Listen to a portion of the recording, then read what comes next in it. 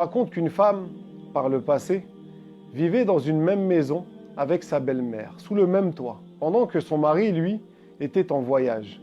Mais cette femme ne s'entendait pas avec sa belle-mère. Elle se disputait pour plein de choses, ça provoquait des tensions entre elles, elles ne se supportaient plus. À un tel point qu'au bout d'un moment, cette femme a cédé à la pression et a décidé de se débarrasser de sa belle-mère. Elle s'est dit, c'est devenu trop, c'est trop difficile pour moi, c'est invivable, je vais faire en sorte qu'elle meure. Elle s'est alors rendue auprès d'un vendeur de parfums afin qu'il lui fabrique un poison. Un poison qui tue lentement, progressivement et au bout de plusieurs jours. Le vendeur de parfums lui a demandé « Mais pourquoi est-ce que tu veux un tel poison? Tu veux tuer qui ?» Cette femme n'a pas accepté de répondre dans un premier temps, mais lorsqu'il a insisté, elle lui a dit « Je souhaite tuer ma belle-mère. Je vis un calvaire au quotidien avec elle, je vis une situation très difficile, on se dispute quotidiennement, je veux m'en débarrasser pour de bon. » Le vendeur de parfums lui a dit « Mais je ne peux pas t'aider à faire une chose pareille. » Mais lorsqu'elle l'a séduit avec une grosse somme d'argent et qu'elle lui a dit qu'il allait devenir riche et qu'il n'allait plus avoir besoin de travailler, il a accepté et lui a dit « C'est bon, reviens demain. » Le lendemain, cette femme est revenue à lui avec cette grosse somme d'argent et lui avait préparé une petite bouteille remplie. Elle lui a remis cette grosse somme d'argent et en contrepartie, elle a récupéré cette petite bouteille remplie.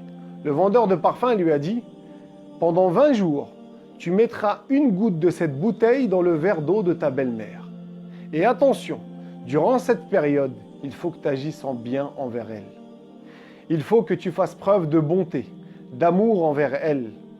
Essaye d'être à son service, afin qu'elle accepte de toi de prendre ce verre d'eau et que les gens n'aillent pas t'accuser ou douter de toi lorsqu'elle mourra. » Cette femme est alors rentrée chez elle avec cette petite bouteille et a fait exactement ce que le vendeur de parfums lui avait recommandé. Elle mettait dans le verre d'eau de sa belle-mère une goutte par jour et elle agissait en bien envers elle. Elle était à son service. Elle faisait toutes les tâches ménagères. Elle cuisinait pour elle, elle passait du temps avec elle, etc. À un tel point que sa belle-mère, qui était âgée à ce moment-là, a été touchée par ce bon comportement et qu'elle s'est mise elle aussi à son tour à agir en bien envers sa belle-fille et à lui donner cette tendresse et cette considération que toute jeune femme mariée espère recevoir de sa belle-mère. Mais la belle-mère, Meskina, ne savait pas que derrière tout ça, il y avait des mauvaises intentions. Et jour après jour, chacune d'entre elles soignait son comportement envers l'autre. Et lorsque la période des 20 jours a touché à sa fin, cette femme s'est rendue compte que la situation avait totalement changé avec sa belle-mère, que cette vie au quotidien était devenue agréable, et plus encore, qu'elle s'était attachée à sa belle-mère, qu'elle éprouvait de l'amour envers elle, et donc elle ne voulait plus la perdre. Elle s'est alors précipitée de se rendre auprès de ce vendeur de parfums avec tous ses bijoux et les richesses qui lui restaient.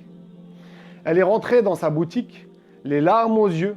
Elle lui a dit « Voilà tous mes bijoux, toutes mes richesses qu'il me reste.